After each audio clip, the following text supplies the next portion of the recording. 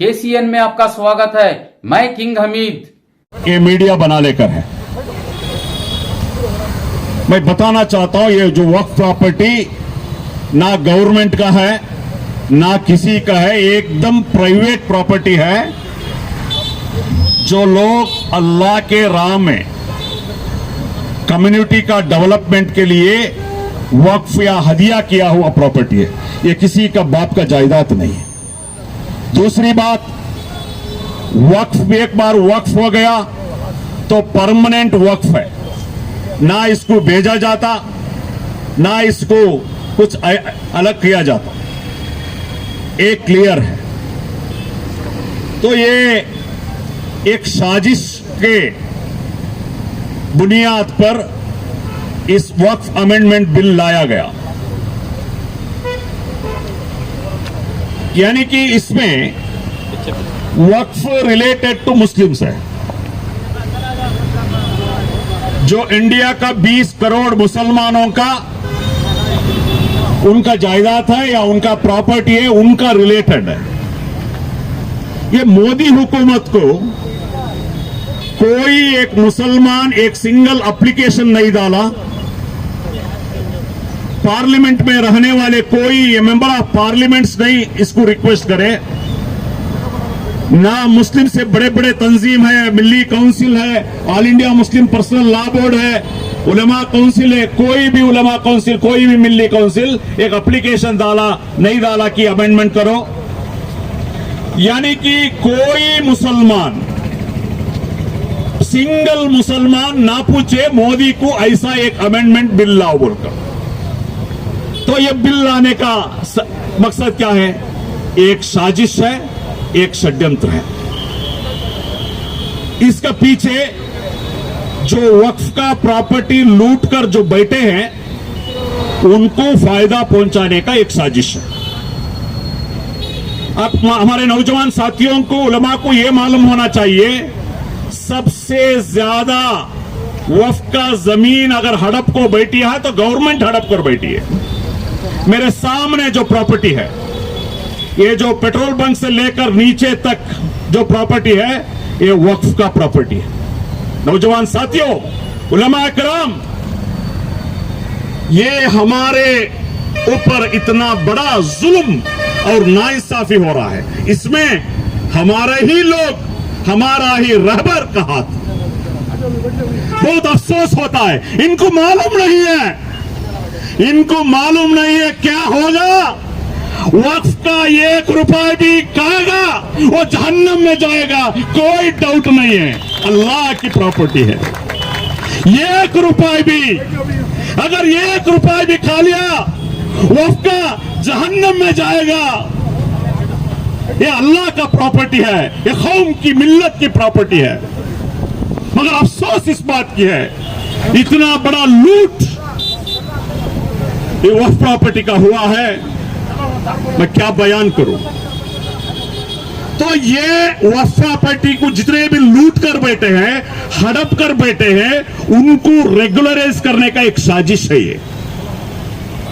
दूसरी बात, पहले वक्फ बिल में यह था तो वक्फ का एक ट्रिब्यूनल था। वक्फ का जो भी केसेस इसको डील करने के लिए एक ट्रिब्यूनल, एक जुडिशरी बॉडी था।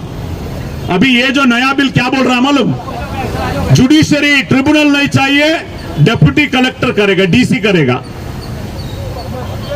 हालांकि वो गवर्नमेंट का आदमी है डीसी, उनका फेवर में, जो गवर्नमेंट है उनका फेवर में करेगा। डीसी को इतना काम है, फुर्सत नहीं है उसको ये भी तोपते हैं। यानी कि जुडिशरी को लेकर एक एग्जीक्यूटिव को दे रहे हैं लोग। इसमें नंबर 1 गलती है। दूसरा, वक्फ का जायदाद को सर्वे करने के लिए सेपरेट सर्वे कमीशन है। अभी उसको निकाल कर वो भी डीसी को दो, रेगुलर सर्वेयर को दो। उतना काम उन लोगों का है। और दूसरा अहम बात क्या है, वक्फ बोर्ड में गैर मुसलमानों को भी मेंबर बनाई। ये देखिए कितना बड़ा जुल्म। वक्फ प्रॉपर्टी अल्लाह की प्रॉपर्टी है, कौम की प्रॉपर्टी है, ना गवर्नमेंट इसको दिया हुआ है। अवाम ने जो लोग वक्फ देना चाहते वो देकर है, उसमें अदर कम्युनिटी को भी क्यों बनाना भाई? तो मैं पूछना चाहता हूं ये हुकूमत को, जो चामुंडेश्वरी का जो प्राधिकार बनाए, मुझे उसमें मेंबर बनाओ। एक मुसलमान को मेंबर, देवल कमेटी को मुसलमान का मेंबर बनाओ। करते हैं क्या आप? आपको मालूम होना चाहिए कितना जुल्म हुआ है। आपको मालूम होना चाहिए पुत्तूर में जो महालिंगेश्वर के टेंपल का एक प्रोग्राम में उस टाइम का डिप्यूटी कलेक्टर मैसूर वाले ए बी इब्राहिम साहब एज ए डिप्यूटी कमिश्नर उधर जाने के लिए वो लोग मना कर दिए डिप्यूटी कलेक्टर को। अभी बोलते हैं वक्फ बोर्ड में गैर मुसलमानों को भी मेंबर बनाओ और नॉमिनेट बनाओ। बहुत बड़ा खतरनाक कानून है। अगर हम लोग ऐसा ही सोते रहेंगे, नौजवानों, उलमा किराम, हमारा कब्रिस्तान जाएगा, हमारे मस्जिदों जाएगा, याद रख लो। क्या जवाब देंगे अल्लाह के पास जाकर? हमारे आंखों के सामने हमारा वक्फ का जमीन हड़प लेकर है, हम खामोश बैठेंगे तो क्या होगा? तो मैं बताना चाहता हूं इंशाअल्लाह 1 इंच भी जमीन हम लोग हड़पने नहीं देंगे। इंशाअल्लाह जितने भी प्रॉपर्टीज है वो हम हक में लेके रहेंगे इंशाअल्लाह।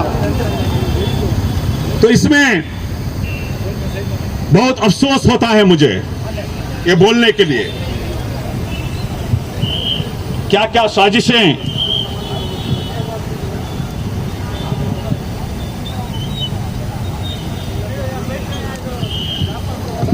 मैसूर का अंदर हुआ है।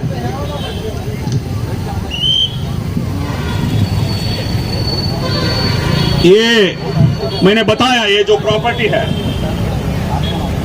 ये तमाम प्रॉपर्टी सैयद अलाउद्दीन शाह कादरी मकान को मिलकर है। जितने प्रॉपर्टी सर्वे नंबर 39 में 2.24 2 एकड़ 24 गुंटा, सर्वे नंबर 40/4 में 4 एकड़ 7 गुंटा, सर्वे नंबर 42 में 5 एकड़ 7 गुंटा, सर्वे नंबर 43 में 32 गुंटा और गरा और हेब्बाडी में श्रीरंगपट्टनम में 6 एकड़ जमीन। ये तमाम जमीन सैयद अलाउद्दीन शाह कादरी मकान रहमतुल्लाह अलैह का ये है, उनका हक है। और ये वक्फ प्रॉपर्टी है। वक्फ प्रॉपर्टी कभी आजकल का नहीं है। नोटिफिकेशन मैसूर वक्फ बोर्ड 19/2 1965 में 1965 में यह वक्फ प्रॉपर्टी है। 1960 जितने भी प्रॉपर्टी है 1965 में। मगर अफसोस इस बात की है, हमारे इतने जिम्मेदार, इतने उलमा किराम, इतने तंजीमें रहने के बावजूद भी मूडा उसको अक्वायर कर लिया। कोई बात नहीं, ना एमएलए पूछा, ना मिनिस्टर पूछे, ना अवाम पूछे, ना तंजीमें पूछे। वक्फ इज वंस वक्फ इज वक्फ प्रॉपर्टी है, किसी को भेजा नहीं जाता। और दूसरी एक अहम बात मालूम है आपको, ये मुतवल्ली बोलकर है। वक्फ का जितने भी इदारे हैं, मुतवल्ली का मतलब केयर टेकर है।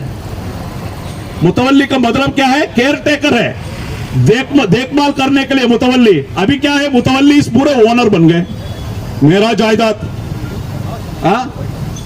मुतवल्ली के बाद मुतवल्ली के बच्चे बोलते हैं ये वक्फा, ये जो हमारा खानदान का है, हमारा है।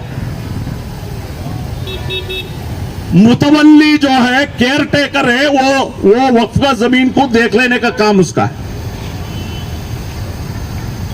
तो ये सब साजिश होकर गया है। अभी यहां पर एक कॉर्नर में जो सैयद अलाउद्दीन शाह कादरी मकान का जो प्रॉपर्टी 32 गुंटा, ये कंपाउंड डाले है ना, 32 गुंटा वक्फ का प्रॉपर्टी है।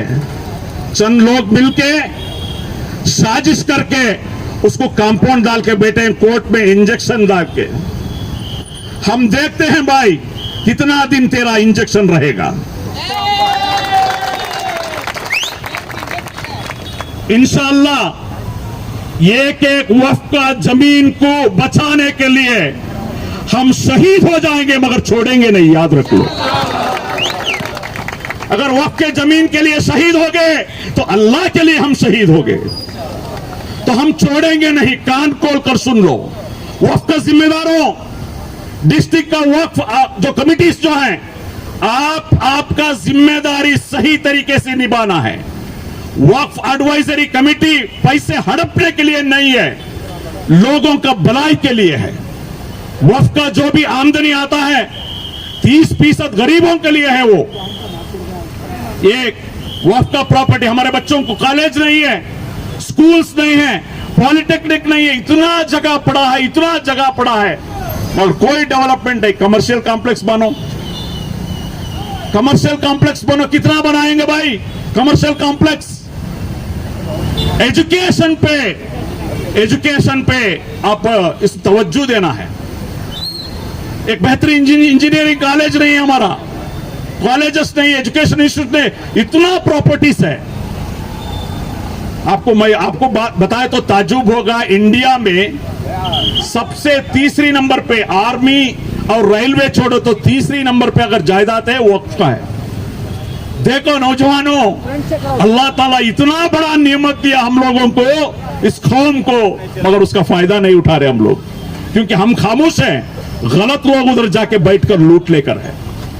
कितना प्रॉपर्टी सेल की आपको मालूम है? जो अंबानी बैठकर है ना घर, एंटिला 27 फ्लोर का जो एंटिला है, जो अंबानी का जो घर है ना, वक्फ का प्रॉपर्टी है। 400 रूम का बहुत बड़ा बंगला बना है, हेलीकॉप्टर उसमें उतरता है। प्रॉपर्टी किसका? वक्फ का। हमारे बड़ों ने, हमारे बुजुर्गों ने जरा गलती करने की वजह से तमाम चीजें हुए। आइंदा भी ये गलती में हम लोग नहीं रहना है। आज हम इस एहतजाज शुरुआत हम लोग किए हैं, आप लोगों को, तमाम लोगों को बुलाए इसलिए कि हम लोग जिम्मेदार हैं। हमारे कौम जिम्मेदारी सिखाया। हमारी आंखों के सामने नाइंसाफी हो रहा है, ना हो पा रहा है। वक्फ का प्रॉपर्टी को जो लूट लेकर हम खामोश रहेंगे तो क्या जवाब देंगे अल्लाह को पास जाके? तो इसलिए हम 100% हम लोग नहीं छोड़ेंगे। 1 इंच का जमीन भी किसी को हड़पने हम लोग नहीं देंगे। ये जो प्रॉपर्टी है, जो 32 गुंठा वक्फ का प्रॉपर्टी है, वक्फ का प्रॉपर्टी को अभी कुछ इंजेक्शन जो थोड़ा डॉक्यूमेंट बनाते हैं, बहुत एक लैंड माफिया है।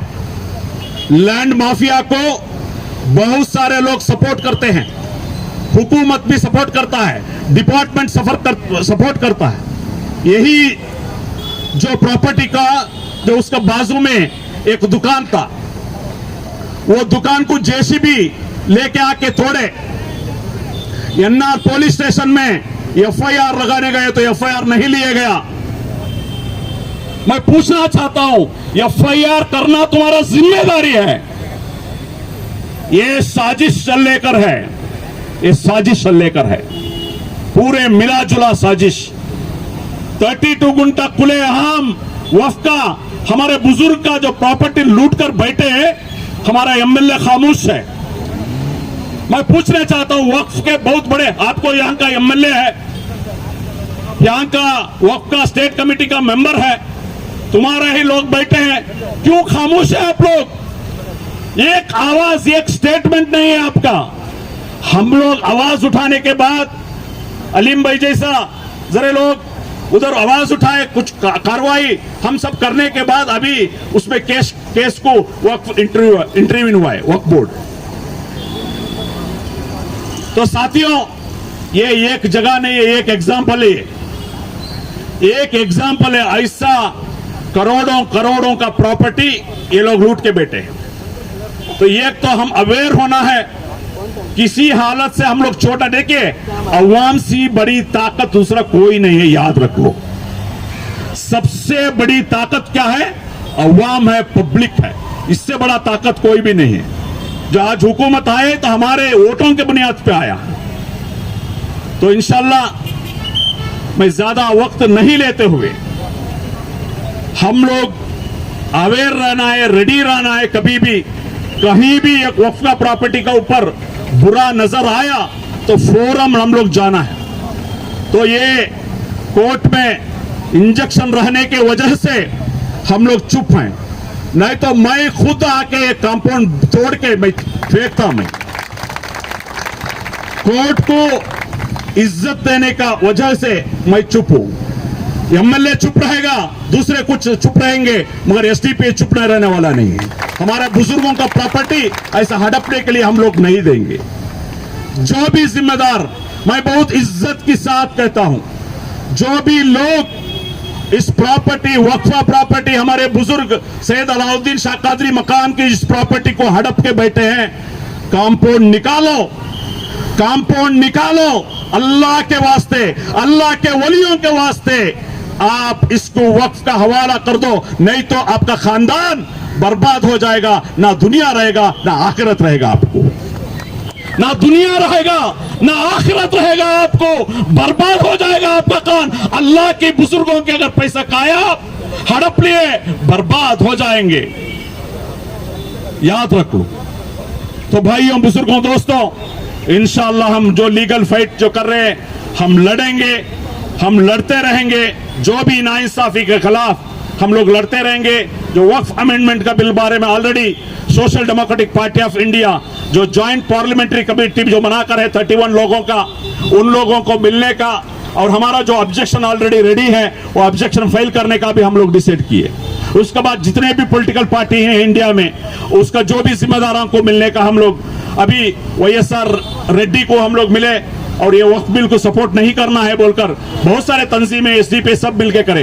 तो तमाम पॉलिटिकल पार्टीज को, वो नीतीश कुमार को हम मिलेंगे, हम चंद्रबाबू नायडू को मिलेंगे, social democratic party of India already तय किया है।